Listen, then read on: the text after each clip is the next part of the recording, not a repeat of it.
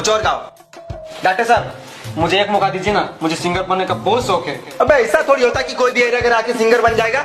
Doctor साहब बस आप एक मौका दीजिए, हनी सिंह, रफ्तार, बादशाह सबको पीछे छोड़ दूंगा अपनी सुरीली आवाज से। चल ठीक है जा।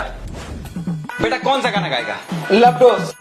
ठीक है 1 2 3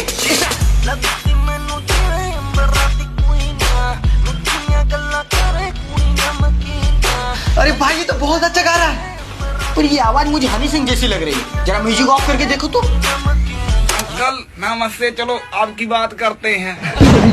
पहले की अब की बेटी पहले हुई हमारी, जो लड़की हुई तुम्हारी। Uncle bye. वाह बेटा वाह, बहुत अच्छा गाते हो। तुम्हारी जगह यहाँ नहीं है तो कहाँ है? यहाँ है। आज के बाद हमारे मोहल्ले में दिख मत जाना। चला कैसे